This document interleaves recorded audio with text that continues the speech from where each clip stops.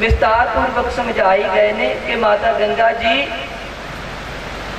Case सुका रहे। माता गंगा जी एक दिन केस सुका रहे सन ते प्रीति चंद जेड़े गुरु अर्जन देव जी के सके भरा सन, प्रीति चंद जो माता गंगा जी केस सुका रहे सन ते कुछ जेड़े केसां दे पानी ते छिट्टे सन वो बीबी करमो जी ते जा डिगे। जो बीबी करमो जी ते जा डिगे तो बीबी करमो जी ने आख्या कि कोई गल नहीं, गुरगद्दी ते धक्के नाल ले लई है, पर मिलनी ते साडे पुत्तर मेहरबान ही है, क्योंकि उन्होंने कोई औलाद नहीं सी, कहते मिलनी ते साडे पुत्तर मेहरबान ही है। जब इस गल का पता माता गंगा जी ने सुनिया, पता लगा ना, तो माता गंगा जी के दिल में ठेस पहुंची है। तो माता गंगा जी गुरु अर्जन देव पिता जी के पास गए ने ते आखन लगे कि गुरु जी, सतगुरु जी कृपा करो, पुत्र की दात बख्शिश करो। जो इन्नी गल आखी है ना, तो गुरु अर्जन देव पिता जी जाने जान ने आखन लगे ने कि जे कोई तुहानू ताने मेने दिंदा है ना, कोई गल नहीं, नाम सिमरन करया करो, बाणी पढ़िया करो, किसी दी गल्लां ना सुनिया करो। ते पर माता गंगा जी दे वार वार कहण ते सतगुर सच्चे पातशाह जी ने फिर आख्या कि तुहानू पुत्र की दात बाबा बुढ़ा जी पासों प्राप्त होगी, ते बाबा बुढ़ा जी कोलों ही तुहानू पुत्र की दात प्राप्त होनी है।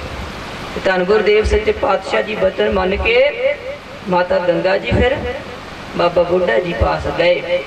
पहले माता गंगा जी ने अपने नाल सेवादारां नूं लिया, जिहड़े पकवान तैयार करवाए ने, पर सतगुर सच्चे पातशाह ते बाबा बुढ़ा जी नूं उसमें संतुष्टि नहीं हुई। ते आखण लगे, बाबा बुढ़ा जी कहण लगे कि मैनू इहो जिहे पकवानां दी लोड़ नहीं। जो ये गल सुनी है, उन्हां दी मन की इच्छा पूरी नहीं हुई। माता गंगा जी फिर गुरु अर्जन देव जी कोल आए ते माता गंगा जी नूं गुरु अर्जन देव जी आखण लगे कि इस तरह तुहानू पुत्र दी बख्शिश प्राप्त नहीं होवेगी, तुसीं धन गुरुदेव सच्चे पातशाह बाबा बुढ़ा जी कोल इस तरह नहीं जाना। हुण माता गंगा जी ने फिर आप प्रसादा हथी तैयार किया, टोकरी सिर ते रखी है, आप गए ने, फिर सतगुरां ने वचन कीते ने, फिर पुत्र दी दात प्राप्त हुई है। भाई बलविंदर सिंह जी रंगीला आप जी नूं समझाई गए ने कि सतगुरां नूं मारन दी 4 बार कोशिश की है। बंदी छोड़ बाबा, सतगुरां नूं बंदी छोड़ बाबा किया गया है। धन गुरुदेव सच्चे पातशाह गुरु हरगोबिंद महाराज जी पृथ्वी चंद जिन्हें सतगुरां दा विरोध किया, चंदू शाह जो सतगुर सच्चे पातशाह जी पृथ्वी चंदू शाह का जोड़ा विरोध है ना, वो उन्होंने अपनी चंदू शाह की सपुत्री का रिश्ता है धन गुरुदेव सच्चे पातशाह गुरु अर्जन देव जी के सपुत्र गुरु हरगोबिंद महाराज जी के नाल जोड़ के आ गया। जो जोड़ के आया ना गुरु सवारियो, जो ये गल चंदू शाह को पता लगी है ना, तो चंदू शाह कहन लग्या है कि तू एहो जिहा गारे दी गंदी इट दे नाल, गारे दी गंदी कंध दे नाल साडा रिश्ता जोड़ के आ गया। जो इस गल का पता धन गुरुदेव सच्चे पातशाह गुरु हरगोबिंद महाराज जी को पता लगा ना गुरु सवारियो, ते सतगुरां ने इनकार कर दिता रिश्ते तो। फिर सतगुरां ने रिश्ते तो इनकार कर दिता। जहांगीर बादशाह जेड़ा है उन्होंने पता सी कि धन गुरुदेव सच्चे पातशाह गुरु हरगोबिंद महाराज जी दी गुरु अर्जन देव पिता जी की शहादत तो बाद सिख जेड़े ने वो भयभीत नहीं हुए, वो एक दलेर हो गए ने, उन्होंने दलेरी आई है। तो उन्हें गुरु हरगोबिंद महाराज जी ने ग्वालियर के किले के अंदर 12 साल कैद रखे, 12 साल कैद रखे। गुरु सवारियो एडी बड़ी देन है सतगुरां दी, अपन 12 साल कैद रखे है किले के अंदर। ते फिर जहांगीर एक दिन बहुत बीमार हो गया, उनके भाई ये सारा कारण उस पीर दी कारण करके है, पीर दी बीमारी के कारण करके है, पीर नूं दुख देण दे करके है, पीर नूं दुख देण दे करके है। जो इन्नी गल आखी ना पीर नूं दुख देण करके है, ते जहांगीर नूं जो नूरजहां ने दस्सिया कहण लगा कि तू पहला केड़ा साडा मानदा सी, कहना मानदा सी।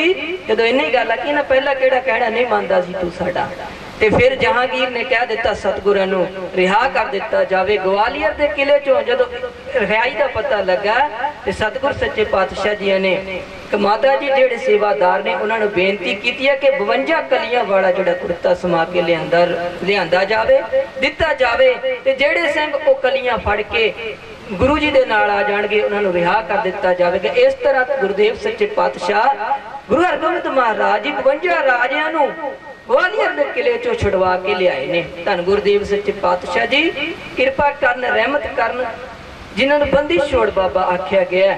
ਤੇ ਫਿਰ ਸਤਿਗੁਰ ਸੱਚੇ ਪਾਤਸ਼ਾਹ ਜੀ ਗੋਬਿੰਦਪੁਰ ਦੇ ਅਸਥਾਨ ਤੇ ਆਏ, ਜਿੱਥੇ ਕਿ ਅੱਜ ਗੁਰਦੁਆਰਾ ਟਾਹਲੀ ਸਾਹਿਬ ਸਥਾਪਿਤ ਹੈ। ਕੀਰਤਪੁਰ ਤੋਂ ਹੁੰਦੇ ਹੋਏ ਪੁਰ ਹੀਰਾਂ ਤੋਂ ਆ ਕੇ ਸਤਿਗੁਰਾਂ ਨੇ ਟਾਹਲੀ ਸਾਹਿਬ ਦੇ ਸਥਾਨ ਤੇ ਟਾਹਲੀਆਂ ਦੇ ਨਾਲ ਆਪਣੇ ਘੋੜੇ ਬੰਨੇ। ਫਿਰ ਉੱਥੋਂ ਪੜਾ ਕਰਕੇ ਬਾਬਾ ਲੱਖੋ ਜੀ ਦੇ ਸਥਾਨ ਤੇ ਆਏ।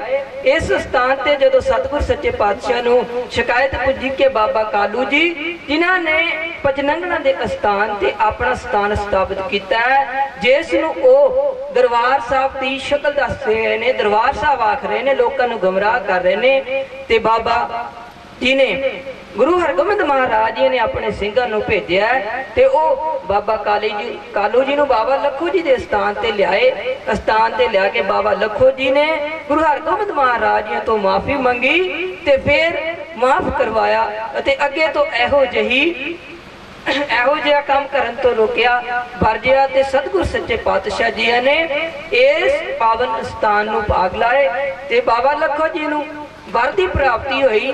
ਕਹਿੰਦੇ ਇੱਥੇ ਵਾਧਾ ਹੋਵੇਗਾ ਤੇ ਬਾਬਾ ਕਾਲੂ ਜੀ ਨੂੰ ਸ਼ਰਾਪ ਦੇ ਦਿੱਤਾ ਕਿ ਤੁਹਾਡੇ ਸਥਾਨ ਵਿੱਚ ਕਦੇ ਅੱਗੇ ਤੋਂ ਵਾਧਾ ਨਹੀਂ ਹੋਵੇਗਾ। ਗੁਰੂ ਕਿਰਪਾ ਕਰੇ, ਰਹਿਮਤ ਕਰੇ। ਵਿਚਾਰ ਕਰਦੇ ਆਂ 10 ਪਾਸੋਂ ਅਨੇਕ ਪ੍ਰਕਾਰ ਦੀਆਂ ਭੁੱਲਾਂ ਹੋ ਜਾਂਦੀਆਂ ਨੇ। ਸਤਿਗੁਰ ਸੱਚੇ ਪਾਤਸ਼ਾਹ ਜੀ ਬਖਸ਼ਣਹਾਰ ਨੇ, ਸਤਿਗੁਰਾਂ ਦੀ ਸੰਗਤ ਬਖਸ਼ਣਹਾਰ ਹੈ। ਬਖਸ਼ ਲੈਣਾ ਜੀ। ਆਖੋ ਜੀ ਵਾਹਿਗੁਰੂ ਜੀ ਕਾ ਖਾਲਸਾ, ਵਾਹਿਗੁਰੂ ਜੀ ਕੀ ਫਤਿਹ। ਇਸ ਪਾਵਨ ਸਥਾਨ ਗੁਰਦੁਆਰਾ ਥੜਾ ਸਾਹਿਬ ਦਾ, ਗੁਰਦੁਆਰਾ ਟਾਹਲੀ ਸਾਹਿਬ ਦਾ ਇਤਿਹਾਸ ਆਪ ਨਾਲ ਸਾਂਝਾ ਕੀਤਾ। ਸ਼ੁਕਰਗੁਜ਼ਾਰ ਹਾਂ ਜੀ। ਮੈਂ ਆਪ ਜੀ ਨੂੰ ਬੇਨਤੀ ਕਰਾਂ, ਅਸਲ ਵਿੱਚ ਸੰਗਤ ਵਿੱਚ ਨਾ ਜਦੋਂ ਅਸੀਂ ਆਪਣੀ ਅਕਲ ਨੂੰ ਲੈ ਕੇ ਜਾਂਦੇ, ਹੰਕਾਰ ਨੂੰ ਲੈ ਕੇ ਜਾਂਦੇ ਤੇ ਪ੍ਰਾਪਤ ਕੁਛ ਨਹੀਂ ਕਰਦੇ। ਜਿੰਨੀ ਦੇਰ ਤੱਕ ਬੰਦਾ ਆਪਣੀ ਅਕਲ ਤੇ ਸਵਾਰ ਹੁੰਦਾ ਨਾ, ਉਦੋਂ ਤੱਕ ਪ੍ਰਾਪਤ ਕੁਛ ਨਹੀਂ ਕਰਦਾ। ਇੱਕ ਮਹਾਂਪੁਰਸ਼ ਮੈਨੂੰ ਕਹਿੰਦੇ ਸਨ, ਕਹਿੰਦੇ ਜਦੋਂ ਜੋੜੇ ਉਤਾਰਦੇ ਆ ਨਾ ਬਾਹਰ, ਉੱਥੇ ਅਕਲ ਵੀ ਨਾਲ ਹੀ ਉਤਾਰ ਜਾਓ, ਹੰਕਾਰ ਨੂੰ ਉੱਥੇ ਛੱਡ ਜਾਓ, ਅੰਦਰ ਨਾ ਲੈ ਕੇ ਜਾਓ, ਨਹੀਂ ਤੇ ਪ੍ਰਾਪਤ ਹੀ ਕੁਝ ਨਹੀਂ ਕਰ ਸਕੋਗੇ। ਸਾਹਿਬੇ ਕਮਾਲ ਕਲਗੀਧਰ ਪਾਤਸ਼ਾਹ ਗੁਰੂ ਗੋਬਿੰਦ ਸਿੰਘ ਮਹਾਂਪੁਰਸ਼ਾਂ ਦਾ ਜਦੋਂ ਤੁਸੀਂ ਇਹਨਾਂ ਸ਼ਖਸੀਅਤਾਂ ਨੂੰ ਮਿਲਦੇ ਹੋ ਨਾ, ਸਤਿਕਾਰਯੋਗ ਹਸਤੀਆਂ ਨੂੰ, ਫਿਰ ਜੀਵਨ ਦੀ ਸੋਝੀ ਆਉਂਦੀ ਹੈ। ਸਾਹਿਬੇ ਕਮਾਲ ਕਲਗੀਧਰ ਪਾਤਸ਼ਾਹ ਗੁਰੂ ਗੋਬਿੰਦ ਸਿੰਘ ਜੀ ਦਾ ਇੱਕ ਬਚਨ ਆਪ ਜੀ ਨਾਲ ਮੈਂ ਸਾਂਝਾ ਕਰਾਂ। ਇੱਕ ਨੌਜਵਾਨ ਸੰਗਤ ਵਿੱਚ ਆਇਆ, ਸੰਗਤ ਵਿੱਚ ਆ ਕੇ ਪਤਾ ਕੀ ਆਂਦਾ, ਗੁਰੂ ਸਾਹਿਬ ਦੇ ਅੱਗੇ ਸਨਮੁਖ ਖਲੋ ਗਿਆ। ਕਹਿੰਦੇ ਸਤਿਗੁਰੂ, ਜਦੋਂ ਮੈਂ ਆ ਜਾਂਦਾ ਹੈ ਨਾ ਆਪ ਜੀ ਦੇ ਚਰਨਾਂ ਵਿੱਚ, ਤੇ ਮੇਰੇ ਪਿੜ ਪੱਲੇ ਕੁਝ ਨਹੀਂ ਪੈਂਦਾ ਤੇ ਮਨ ਦੀ ਸ਼ਾਂਤੀ ਵੀ ਨਹੀਂ ਮਿਲਦੀ। ਆਉਂਦਾ ਜ਼ਰੂਰ ਹੈ ਪਰ ਪ੍ਰਾਪਤ ਕੁਛ ਨਹੀਂ ਹੁੰਦਾ। ਕਲਗੀਧਰ ਪਾਤਸ਼ਾਹ ਗੁਰੂ ਗੋਬਿੰਦ ਸਿੰਘ ਜੀ ਰਹਿਮਤ ਦੇ ਘਰ ਵਿੱਚ ਆਏ। ਉਸ ਬੱਚੇ ਨੂੰ ਕਹਿੰਦੇ ਭਾਈ ਉਹ ਪੱਥਰ ਪਿਆ ਨਾ ਇੱਕ, ਕਹਿੰਦੇ ਹਾਂਜੀ ਪਿਆ। ਉਸ ਨੂੰ ਚੁੱਕ ਕੇ ਨਾ ਬਾਹਰ ਜਿਹੜਾ ਪਾਣੀ ਦਾ ਘੜਾ ਉਹਦੇ ਵਿੱਚ ਪਾਇਆ। ਉਸ ਬੱਚੇ ਨੇ ਉਸ ਪੱਥਰ ਚੁੱਕਿਆ ਤੇ ਪਾਣੀ ਦੇ ਘੜੇ ਵਿੱਚ ਪਾ ਦਿੱਤਾ। ਫਿਰ ਸੱਚੇ ਪਾਤਸ਼ਾਹ ਕਹਿਣ ਲੱਗੇ, ਉਹ ਪਿਆਰਿਆ, ਆ ਇੱਕ ਪਤਾਸਾ ਤੈਨੂੰ ਦਿੰਨੇ, ਇਹ ਵੀ ਉਸ ਘੜੇ ਵਿੱਚ ਪਾਇਆ। ਉਸ ਘੜੇ ਵਿੱਚ ਪਤਾਸਾ ਵੀ ਪਾਇਆ। ਜਦੋਂ ਵਾਪਸ ਆਇਆ ਨਾ, ਕਹਿੰਦੇ ਹੁਣ ਇਸ ਤਰ੍ਹਾਂ ਕਰ, ਘੜੇ ਵਿੱਚੋਂ ਉਸ ਪੱਥਰ ਨੂੰ ਬਾਹਰ ਕੱਢ ਲਿਆ। ਕਲਗੀਧਰ ਪਾਤਸ਼ਾਹ ਗੁਰੂ ਗੋਬਿੰਦ ਸਿੰਘ ਜੀ ਕੋਲ ਪੱਥਰ ਨੂੰ ਕੱਢ ਕੇ ਲਿਆਇਆ ਤੇ ਪੁੱਛਦੇ ਨੇ ਸਾਹਿਬ ਪਾਤਸ਼ਾਹ, ਕਹਿੰਦੇ ਬੇਟਾ ਇਹ ਪੱਥਰ ਦਾ ਕੁਝ ਘਟਿਆ ਵਧਿਆ? ਕਹਿੰਦੇ ਜੀ ਨਹੀਂ, ਉਹੋ ਜਿਹਾ ਹੀ ਹੈ। ਕੋਈ ਘਟਿਆ ਜਾਂ ਵਧਿਆ ਤੇ ਕੋਈ ਅਸਰ ਹੋਇਆ? ਕਹਿੰਦੇ ਕੁਛ ਨਹੀਂ ਹੋਇਆ ਜੀ। ਅੱਛਾ, ਫਿਰ ਕਹਿੰਦੇ ਇਸ ਤਰ੍ਹਾਂ ਕਰੋ, ਜਿਹੜਾ ਪਤਾਸਾ ਵਿੱਚ ਪਾਇਆ ਸੀ ਨਾ, ਉਸ ਤੋਂ ਬਾਅਦ ਉਹ ਲੈ ਆ। ਜਦੋਂ ਲੈਣ ਗਿਆ ਕਹਿੰਦਾ ਜੀ ਉਹ ਤੇ ਹੁਣ ਹੈ ਨਹੀਂ, ਉੱਥੇ ਘੁਲ ਗਿਆ। ਕਹਿੰਦੇ ਜਿੰਨੀ ਦੇਰ ਤੱਕ ਇਹ ਹੰਕਾਰ ਰੂਪੀ ਪੱਥਰ ਨੂੰ ਨਾ ਆਪਣੀ ਅਕਲ ਨਾਲ ਬੰਨੀ ਫਿਰਦੇ ਹੋ, ਇੱਥੇ ਹੈਣ ਦਾ ਪਾਉਣ ਦਾ ਕੋਈ ਫਾਇਦਾ, ਕੁਛ ਨਹੀਂ ਮਿਲਣਾ ਇੱਥੋਂ ਹੰਕਾਰ ਰੂਪੀ ਪੱਥਰ ਨਾਲ। ਜੇ ਆਉਣਾ ਤੇ ਉਹ ਪਤਾਸੇ ਵਾਂਗ ਘੁਲਣਾ ਪੈਣਾ। ਜਿਹੜੇ ਸੰਗਤ ਚੋਂ ਕੁਝ ਲੈਂਦੇ ਨੇ ਨਾ, ਹੈਨ ਵਿਰਲੇ ਨਾ ਹੀ ਘਾਣੇ ਫੈਲ ਫਕੜ ਸੰਸਾਰ, ਬਹੁਤ ਥੋੜੇ ਨੇ ਜਿਹੜੇ ਸੰਗਤ ਚੋਂ ਕੁਝ ਲੈ ਜਾਂਦੇ ਨੇ। ਆਮ ਅਸੀਂ ਪਤਾ ਕੀ ਹੈ, ਸਾਡਾ ਜੀਵਨ ਇਸ ਤਰ੍ਹਾਂ ਦਾ ਹੋ ਗਿਆ ਕਿ ਅਸੀਂ ਆਉਂਦੇ ਆ ਆਪਣੀ ਅਕਲ ਦਾ ਵੀ ਜ਼ਾਹਰ ਕਰੀ ਜਾਂਦੇ, ਮੇਰੇ ਵਰਗਾ ਸਿਆਣਾ ਕੋਈ ਨਹੀਂ, ਮੇਰੇ ਕੋਲ ਗੁਣ ਬੜੇ ਨੇ, ਮੇਰੇ ਕੋਲ ਇਹ ਆ ਉਹ ਸਾਰਾ ਕੁਝ ਬਾਹਰ ਛੱਡ ਕੇ ਆਉਣਾ ਜੋੜੇ ਖਾਨੇ ਜੀ। ਜੇ ਨਾਲ ਲੈ ਆਉਂਗੇ ਨਾ ਤੇ ਇੱਥੋਂ ਮਿਲਣਾ ਕੁਝ ਨਹੀਂ। ਫਿਰ ਸੰਗਤੀ ਰੂਪ ਵਿੱਚ ਤਾਂ ਉਸੇ ਨਹੀਂ ਆ ਸਕਦਾ। ਬਿਸਰ ਗਈ ਸਵਤਾਤ ਪਰਾਈ ਜਬ ਤੇ ਸਾਧ ਸੰਗਤ ਮੋਹਿ ਪਾਈ।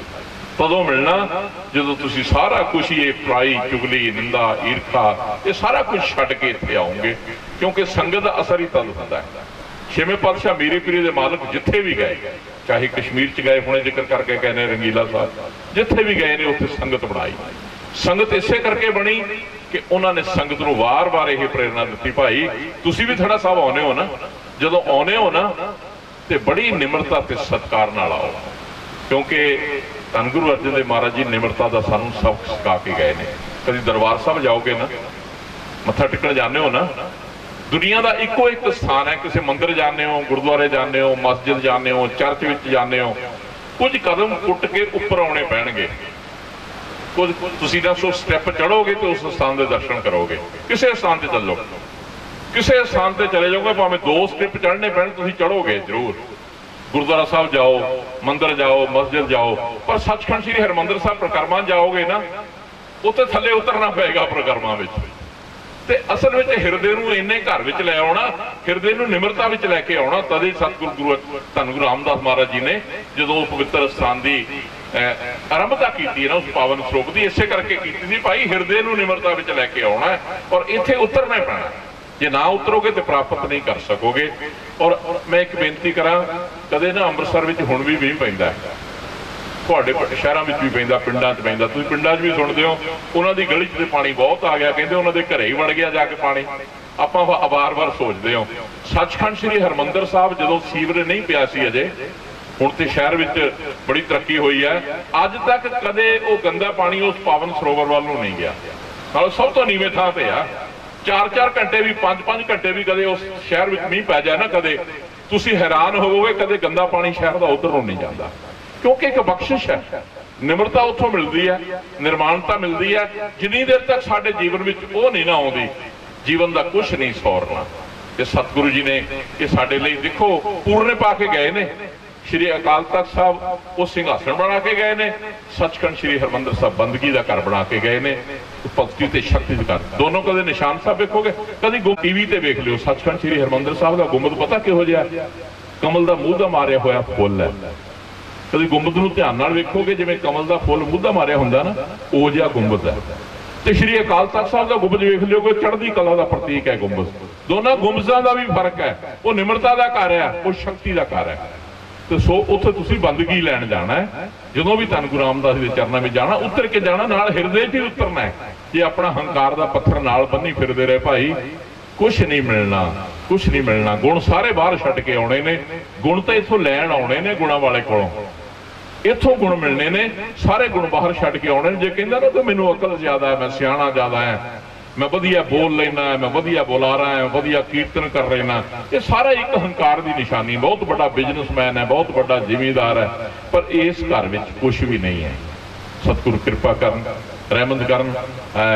ਬੜੇ ਸਤਿਕਾਰਯੋਗ ਬਾਬਾ ਬਲਵਿੰਦਰ ਸਿੰਘ ਜੀ ਰੰਧਾਵੇ ਬਰੋਟੇ ਵਾਲੇ ਬੜਾ ਪਿਆਰਾ ਕੀਰਤਨ ਕਰਦੇ ਨੇ, ਅਕਹਿ ਰਸ ਵਿੱਚ ਲੈ ਜਾਂਦੇ ਨੇ। ਚੰਦ ਮਿੰਟਾਂ 'ਚ ਉਹਨਾਂ ਨੇ ਤੁਹਾਡੇ ਸਾਹਮਣੇ ਵਿਖਾਉਣਾ। ਮੈਂ ਬੇਨਤੀ ਕਰਾਂਗਾ ਸਤਿਕਾਰਯੋਗ ਮਾਨਯੋਗ ਸਿੰਘ ਸਾਹਿਬ ਗਿਆਨੀ ਸੁਖਵਿੰਦਰ ਸਿੰਘ ਜੀ, ਹੈੱਡ ਗ੍ਰੰਥੀ ਤਖਤ ਸ਼੍ਰੀ ਕੇਸਗੜ੍ਹ ਸਾਹਿਬ, ਉਹਨਾਂ ਨੇ ਵਿਚਾਰ ਕਰਨੇ ਨੇ। ਉਹ ਤੋਂ ਪਹਿਲਾਂ ਸਤਿਕਾਰਯੋਗ ਬਾਬਾ ਗੁਰਦੇਵ ਸਿੰਘ ਜੀ ਬੜੀ ਸਤਿਕਾਰਤ ਰੂਹ ਨੇ ਔਰ ਬੜੀ ਵੱਡੀਆਂ ਸੇਵਾਵਾਂ ਨਿਭਾ ਰਹੇ ਨੇ। ਸਤਿਕਾਰਯੋਗ ਬਾਬਾ ਫਤਿਹ ਸਿੰਘ ਜੀ ਤਰਨਾ ਦਲ ਦੀਆਂ, ਮੈਂ ਉਹਨਾਂ ਨੂੰ ਬੇਨਤੀ ਕਰਾਂਗਾ ਉਹਨਾਂ ਨੂੰ ਸਰੋਪੇ ਦੀ ਬਖਸ਼ਿਸ਼ ਦੇਣਗੇ। ਨਾਲ ਹੀ ਬੇਨਤੀ ਕਰਾਂਗਾ ਮੈਂ ਭਾਈ ਸੁਖਦੇਵ ਸਿੰਘ ਜੀ, ਹੈੱਡ ਗ੍ਰੰਥੀ ਸਾਹਿਬ ਗੁਰਦੁਆਰਾ ਟਾਹਲੀ ਸਾਹਿਬ ਵਾਲੇ, ਉਹਨਾਂ ਨੂੰ ਵੀ ਸਤਿਗੁਰੂ ਦੀ ਬਖਸ਼ਿਸ਼ ਦੇਣਗੇ। ਸੋ ਸਤਿਕਾਰ ਨਾਲ ਬੇਨਤੀ ਹੈ, ਬਾਹੋਵਾਲ ਵਾਲੇ ਮਹਾਂਪੁਰਸ਼ਾਂ ਦੇ ਸੇਵਾਦਾਰ ਆਏ ਨੇ ਬਣਾ ਸਾਹਿਬ ਤੋਂ, ਮੈਂ ਬੇਨਤੀ ਕਰਾਂਗਾ ਉਹਨਾਂ ਨੂੰ ਵੀ ਸਤਿਗੁਰੂ ਦੀ ਬਖਸ਼ਿਸ਼ ਦੇਣਗੇ। ਸੋ ਇਹ ਸਰੋਪੇ ਦੀਆਂ ਬਖਸ਼ਿਸ਼ਾਂ ਜਿਹੜੀਆਂ ਉਹ ਬਾਹੋਵਾਲ ਤੋਂ ਬਾਬਾ ਜੀ ਦੇ ਸੇਵਾਦਾਰ ਭਾਈ ਪਰਮਜੀਤ ਸਿੰਘ ਜੀ ਆਏ ਨੇ, ਉਹਨਾਂ ਨੂੰ ਸਤਿਕਾਰ ਦੇਣਗੇ। ਸਿੰਘ ਸਾਹਿਬ ਜੀ ਦਾ ਸਤਿਕਾਰ ਕੀਤਾ ਗਿਆ ਔਰ ਨਾਲ ਹੀ ਮੈਂ ਬੇਨਤੀ ਕਰਾਂਗਾ ਬਾਹੋਵਾਲ ਵਾਲੇ ਸਤਿਕਾਰ ਪ੍ਰਾਪਤ ਕਰਨਗੇ। ਸਤਿਕਾਰਯੋਗ ਸਿੰਘ ਸਾਹਿਬ ਗਿਆਨੀ ਸੁਖਿੰਦਰ ਸਿੰਘ ਜੀ ਉਹਨਾਂ ਨੇ ਵਧਾਈ ਦੇਣੀ ਹੈ। ਬਹੁਤਾ ਲੰਬਾ ਸਮਾਂ ਨਹੀਂ ਬੋਲਣਾ, ਕਿਉਂਕਿ ਬੜੀਆਂ ਸਖਤ ਡਿਊਟੀਆਂ ਹੁੰਦੀਆਂ ਨੇ ਤਖਤ ਸਾਹਿਬ ਤੇ, ਉਹਨਾਂ ਨੂੰ ਨਿਭਾਉਣੀਆਂ ਪੈਂਦੀਆਂ। ਸਿੰਘ ਸਾਹਿਬ जी ने आना सी पर मजबूरी बस बहुत उन्होंने जरूरी कार्य से जिथे जाना पिया किसी बड़े समागम में उत्थे जाना पै गया, वो आ नहीं सके। पर मानयोग हैड ग्रंथी साहब आए ने, मैं बेनती करांगा चंद मिनटां विच कुछ शब्दां दी सांझ करनगे। समा तो श्री वाहिगुरु जी एक ओंकार सतनाम करता पुरख निरभव निर्वैर अकाल मूरत अजूनी सैभं गुर प्रसाद जाप आदि सच जुगाद सच है भी सच नानक होसी भी सच। वाहिगुरु जी का खालसा वाहिगुरु जी की फतेह। पतित पावन भगत वत्सल करुणा निधान गुरु गरीब नवाज अंतरजामी सतगुरां दी साजी निवाजी गुरु रूप खालसा साध संगत जी, आप सारे माई भाई वड भागे हों धनता दे योग हों जो साहिब सतगुरु श्री गुरु अर्जन देव जी महाराज के अनंत सेवक भाई लखो जी के महान परम पवित्र अस्थान गुरुद्वारा थड़ा साहिब विखे दसां ही पातशाहियां दे आत्मिक स्वरूप चावर छातर तखत दे मालक सतगुरु श्री गुरु ग्रंथ साहिब जी दी परम पवित्र गोद दे विच संगत रूप दे विच सज करके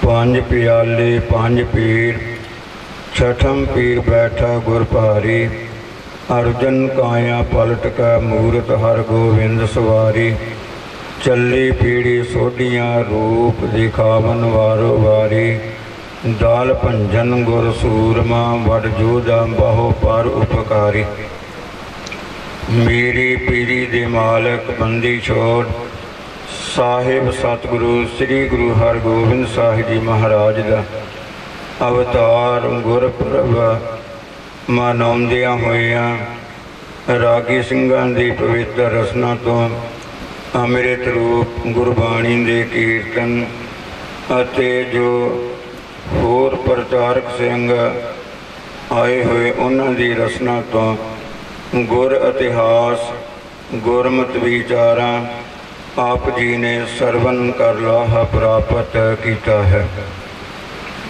साहिब सतगुरु श्री गुरु हरगोबिंद साहिब जी महाराज जी दे जीवन बाबत जिस वक्त आपां इतिहास नूं पढ़ना सुनना करना करदे तां आपां नूं इह भली प्रकार पता लगदा कि साहिब सतगुरु श्री गुरु हरगोबिंद साहिब जी महाराज ने सतगुरु श्री गुरु अर्जन देव जी महाराज दे ग्रह वेखे जगत माता माता गंगा जी दी कोख तों बाबा बुढ़ा जी दे बचनां दे नाल गुरु की वडाली वेखे 15 हाड़ 1652 नूं अपना जो अवतार धारण किया और साहिब सतगुरु श्री गुरु हरगोबिंद साहिब जी महाराज जी जिस वक्त जीवन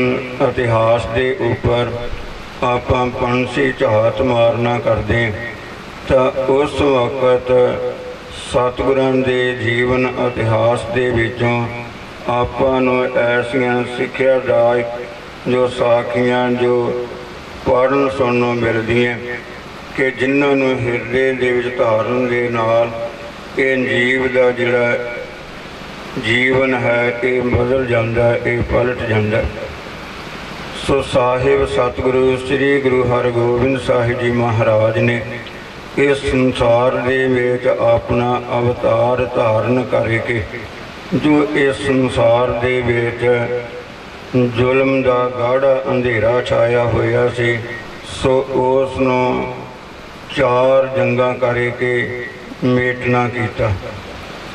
ਕਈ ਐਸੇ ਮਨੁੱਖ ਹਨ ਜਿਹੜੇ ਇਹ ਕਹਿੰਦੇ ਆ ਕਿ ਸਤਿਗੁਰਾਂ ਨੇ ਆਪਣੇ ਜੀਵਨ ਅੰਦਰ ਜੋ ਇਹ ਜੰਗਾਂ ਲੜ ਕੇ ਜੋ ਇਹ ਜ਼ੁਲਮ ਦਾ ਪੂਰਨ ਤੌਰ 'ਤੇ ਖਾਤਮਾ ਨਹੀਂ ਕੀਤਾ। ਭਾਈ ਜਿਸ ਵਕਤ ਆਪਾਂ ਇਹ ਇਤਿਹਾਸ ਪੜ੍ਹਦੇ ਹਾਂ, ਸਾਹਿਬ ਸਤਿਗੁਰੂ ਸ੍ਰੀ ਗੁਰੂ ਹਰਗੋਬਿੰਦ ਸਾਹਿਬ ਜੀ ਮਹਾਰਾਜ ਨੇ 4 ਜੰਗ ਜਿਹੜੇ ਇਹ ਕੀਤੇ ਔਰ 4 ਜੰਗਾਂ ਦੇ ਵਿੱਚ ਸਤਿਗੁਰਾਂ ਨੇ ਫਤਿਹ ਪ੍ਰਾਪਤ ਕੀਤੀ ਔਰ ਸ਼ਾਹਜਹਾਂ ਨੇ ਇਹਨਾਂ ਜੰਗਾਂ ਤੋਂ ਭੈ ਪੀਤ ਹੋ ਕਰਕੇ ਆਪਣੇ ਜਿਤਨੇ ਵੀ ਸੂਬੇ ਸਨ ਉਹਨਾਂ ਨੂੰ ਹੁਕਮਨਾਮੇ ਲਿਖ ਕਰਕੇ ਭੇਜੇ ਕਿ ਸਾਹਿਬ ਸਤਿਗੁਰੂ ਸ੍ਰੀ ਗੁਰੂ ਹਰਗੋਬਿੰਦ ਸਾਹਿਬ ਜੀ ਮਹਾਰਾਜ ਜਿਸ ਵਕਤ ਤੁਹਾਡੇ ਕਿਸੇ ਸੂਬੇ ਦੇ ਵਿੱਚ ਆਉਣ ਔਰ ਸਤਿਗੁਰਾਂ ਦੇ ਨਾਲ ਜਿਹੜਾ ਜੰਗ ਯੁੱਧ ਇਹ ਨਹੀਂ ਕਰਨਾ, ਸਗੋਂ 7 ਜੰਗਾਂ ਲੜ ਕਰਕੇ ਪੂਰਨ ਤੌਰ 'ਤੇ ਜ਼ੁਲਮ ਦਾ ਜਿਹੜਾ ਖਾਤਮਾ ਉਹ ਕੀਤਾ।